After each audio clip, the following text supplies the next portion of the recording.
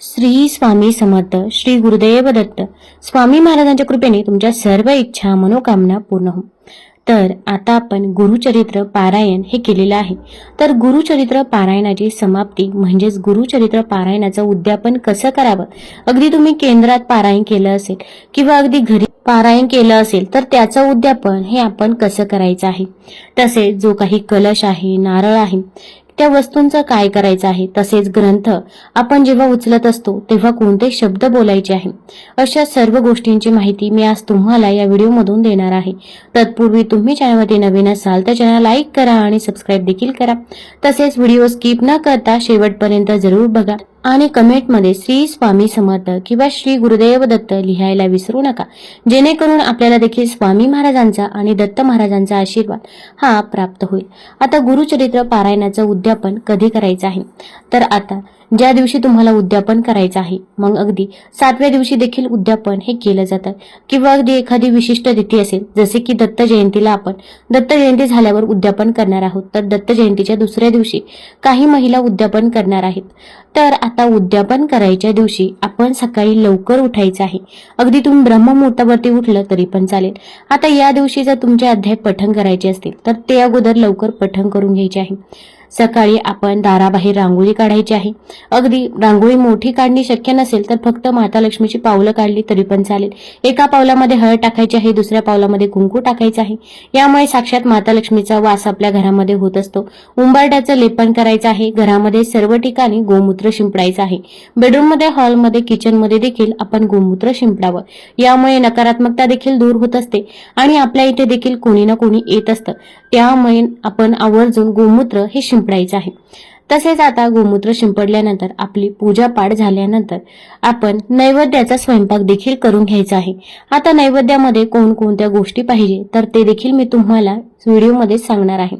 तत्पूर्वी आपण बघूया की या ग्रंथाचे पारायण केल्याने नक्की आपले काय फायदे होणार आहे किंवा कोणत्या इच्छा मनोकामना पूर्ण होणार आहे. या ग्रंथाचे पारायण केल्याने एखाद्या गंभीर संकटातून बाहेर पडण्याचा मार्ग सापडतो अशी मान्यता आहे. या ग्रंथाच्या वाचनाने कुठल्याही प्रकारचे आदी आजार याच्या वाचनाने नष्ट होतात. याने मनुष्य दुःखमुक्त होतो. घरामध्ये गुरुचरित्र वाचनाने नकारात्मक वातावरण नाहीसे होतं आणि आनंद, चैतन्य व प्रसन्नता निर्माण होते. पितृदोष व वास्तुदोष यावरती उपाय म्हणून गुरुचरित्र पारायण केल्यास प्रभावी अनुभव येतात. विशिष्ट समस्यांवर जसे लग्न, शिक्षण, करिअर, आरोग्य यामध्ये येत असणाऱ्या अडचणींवर गुरुचरित्र वाचन केल्यास सकारात्मक अनुभव येतो. आपल्या कुंडलीतील ग्रह, नक्षत्रे, पितृदोष, प्रारब्ध दोष यावर गुरुचरित्र एक रामबाण उपाय असल्याचे देखील जाणकार हे सांगत असतात. आता गुरुचरित्र पारायणाचं आपल्याला उद्यापन करायचं आहे, तर यासाठी नैवेद्य काय पाहिजे. आता सर्वात महत्वाचं म्हणजे नैवेद्य हा सात्विक असावा. त्यामध्ये कांदा, लसूण याचा समावेश नसावा, कारण की कांदा लसूण हा तामसिक आहारामध्ये मोडला जातो. त्यामुळे कांदा लसूण आपण वर्ज्य करायचा आहे. तर आता नैवेद्यामध्ये पहिली भाजी म्हणजे घेवड्याची भाजी. घेवड्याची भाजी ही स्वामी महाराजांना, दत्त महाराजांना अत्यंत प्रिय आहे. त्यामुळे घेवड्याच्या भाजीचा नैवेद्य हा आपण आवर्जून बनवायचा आहे. घेवड्याची भाजी बनवायची आहे. पुरणपोळीचा नैवेद्य देखील तुम्ही बनवू शकता. घेवड्याची भाजी, पुरणपोळी, डाळ भात आणि भजी देखील तुम्ही काढू शकता. तर आता या सर्व गोष्टी आपण बनवायच्या आहे. आता जर तुम्हाला पारस बनवणे शक्य नसेल तर कोणताही नैवेद्य बनवा, पण त्यामध्ये तुम्ही घेवड्याची भाजी ही घ्यायचीच आहे. अगदी डाळ भात चपाती केली तरी पण चालेल, पण घेवड्याची भाजी ही बनवायचीच आहे. याची आपल्याला काळजी घ्यायची आहे. आणि एक गोड पदार्थ देखील बनवायचा आहे. गोड पदार्थ बनवणे शक्य नसेल तर अगदी खडी साखर ठेवली तरी पण चालेल.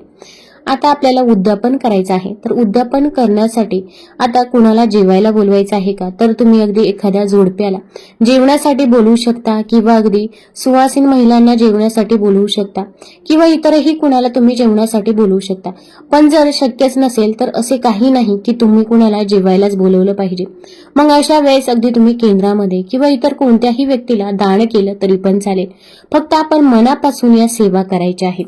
किंवा कुणाला बोलवणे शक्य नसेल तर जे काही आपण स्वयंपाक बनवत आहोत तर तो पहिल्यांदा देवापुढे ठेवावा आणि नंतर आपण तो स्वतः ग्रहण केला तरी पण चालेल. आता जेव्हा आपलं नैवेद्याचं ताट तयार होईल, आता जे काही नैवेद्य आहे तर ते आपण 10:30 वाजेपर्यंत बनवायचं आहे. तसेच 10:30च्या अगोदर आपण आरती देखील करून घ्यायची आहे. आपलं संपूर्ण गुरुचरित्र ग्रंथ पठण करून घ्यायचा आहे आणि त्यानंतर आरती करायची आहे. आरतीला घरामध्ये सर्व व्यक्ती हे उपलब्ध असतील याची काळजी घ्यायची आहे. दत्तगुरूंची आपण आरती करायची आहे आणि यानंतर नैवेद्य ठेवायचा आहे। आता बरोबर 10:30 वाजता आपण स्वामी महाराजांना, दत्त महाराजांना नैवेद्य अर्पण करायचं आहे। आता नैवेद्याचं ताट अर्पण करत असताना आपण पहिल्यांदा तुळशी पत्र घ्यायचे आहे, त्यासोबत जे काही आपण ताट ठेवणार आहोत तर त्याखाली पाण्याने आपण चौकोन करून घ्यायचं आहे, पाण्याने चौकोन करून घ्यायचं आहे आणि त्यावरती आपण नैवेद्याचं ताट ठेवायचं आहे। आता नैवेद्य हे स्वामी महाराजांना आपण एक नैवेद्य दाखवायचं आहे, तसेच दत्तगुरु महाराजांना एक नैवेद्य दाखवायचं आहे, तसेच गुरुचरित्र ग्रंथाकरता देखील एक नैवेद्य दाखवायचं आहे आणि आपल्या कुलदेवीसाठी देखील एक नैवेद्य दाखवायचं आहे, तसेच गोमातेसाठी आपण एक नैवेद्य अर्पण करायचं आहे। अशा प्रकारचे 5 नैवेद्य आपण अर्पण करायचे आहे आणि जे काही आपलं जेवणाचं ताट आहे तर ते देखील आपण स्वामी महाराजांसमोर, दत्त महाराजांसमोर ठेवायचं आहे, पाण्याचा चौकोन करून त्यावरती ठेवायचं आहे। तसेच नैवेद्य ठेवत असताना देखील आपण याची काळजी घ्यायची आहे, पाण्याचा चौकोट करायचा आहे आणि त्यावरती नैवेद्य ठेवायचा आहे। तसेच तुळशीपत्र ठेवायला विसरायचं नाही, कारण की तुळशीपत्राशिवाय आपला जो काही नैवेद्य आहे तर तो महाराजांपर्यंत पोहोचत नाही असे देखील म्हटलं जातं। आता हा जो काही नैवेद्य आहे तो 20 ते 25 मिनिटे स्वामी महाराजांसमोर ठेवायचा आहे आणि त्यानंतर तुम्ही जे काही जेवण आहे तर ते ग्रहण करू शकता। तसेच आता जे काही नैवेद्य बनवलेले आहे तर ते नैवेद्य तुम्ही अगदी गोमातेला देखील देऊ शकता किंवा अगदी ज्या व्यक्तीने पारायण केले आहे तर त्या व्यक्तीने ग्रहण केले तरी पण चालेल, पण इतर व्यक्तींना आपण ते जे काही नैवेद्य आहे तर ते नैवेद्य ग्रहण करायला द्यायचे नाही, याची आपल्याला काळजी घ्यायची आहे। आता हे सर्व झाल्यानंतर आपण जेव्हा पोथी उचलणार आहोत तर पोथी उचलताना आपण 3 वेळा श्री गुरुदेव दत्त, श्री गुरुदेव दत्त, श्री गुरुदेव दत्त या मंत्राचा जप करायचा आहे आणि त्यानंतर पोथी उचलून आपण तिथेच खाली ठेवायची आहे। तसेच आपण ती लाल कपड्यामध्ये देखील बांधून ठेवायची आहे आणि जेव्हा या दिवशी आपलं नैवेद्य सर्व करून होईल तर सर्वात महत्त्वाचं म्हणजे एक गोष्ट सांगायची राहील तर आपण क्षमा प्रार्थना देखील मागायची आहे।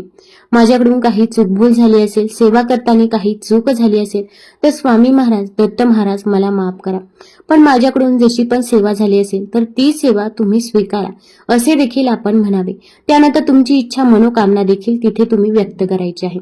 आता गुरुचरित्र पारायण ग्रंथ हा आपण लाल रंगाच्या कपड्यामध्ये ठेवायचा आहे आणि हे तुम्ही एखाद्या व्यवस्थित ठिकाणी ठेवायचा आहे जिथे कुणाचा हात पोचणार नाही, कारण की गुरुचरित्र ग्रंथ हा खूप महत्वाचा आहे, तो सारखा त्याला हात देखील लावू नये असे देखील म्हटलं जातं। आता जो काही कलश आहे तर तो कलश आपण उचलायचा आहे, तर जो काही नारळ आहे तर तो नारळ आता घरामध्ये बांधला जातो, काही ठिकाणी मुख्य दरवाजावरती देखील हा नारळ बांधला जातो।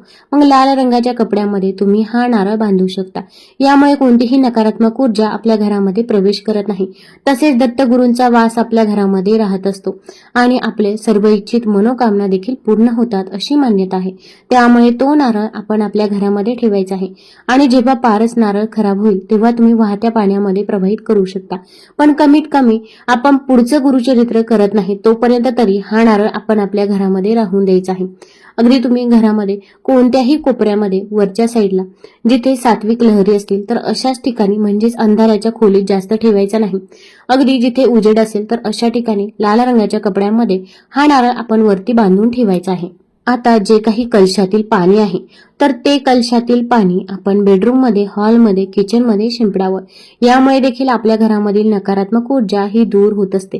आणि काही पाणी उरलं असेल तर ते तुम्ही तुळस सोडून इतर कोणत्याही झाडांना टाकू शकता। तसेच जे काही रुपयाचं नाणं आहे तर तो रुपया आपण आपल्याकडेच ठेवायचा आहे, आपण आपल्या तिजोरीमध्ये ठेवू शकता किंवा पॉकेटमध्ये ठेवला तरी पण चालेल, पण तो रुपया देखील आपण इतर कोणत्याही व्यक्तीला द्यायचा नाही, कारण की जर तो रुपया आपल्याकडे असला तर आपल्याकडे धनाची वाढ होत राहते असे म्हणतात। तसेच ती सुपारी तुम्ही परत वापरू शकता। जे काही फुलं, पानं आहे तर ते तुम्ही वाहत्या पाण्यामध्ये प्रवाहित करायचे आहे किंवा अगदी एखाद्या झाडाखाली खड्डा करून त्या खड्ड्यामध्ये जरी टाकलं तरी पण चालेल। तसेच आता आपण जो काही दिवा प्रज्वलित केलेला आहे तर तो दिवा आपण विझवायचा नाही, जेव्हा दिवा विझेल तेव्हा विझू न्यायचा आहे, पण आपण स्वतःच्या हाताने तो दिवा विझवायचा नाही। तसेच जी काही फळे ठेवलेली होती, मग कोणतंही एक फळ तुम्ही ठेवलेलं असेल तर ते फळ घरातील सर्व व्यक्तीने ग्रहण करायचं आहे, कारण की यामध्ये दत्तगुरूंचा, स्वामी महाराजांचा आशीर्वाद आहे असं म्हटलं जातं। आता सर्व वस्तू आपण उचलून घेतलेल्या आहे।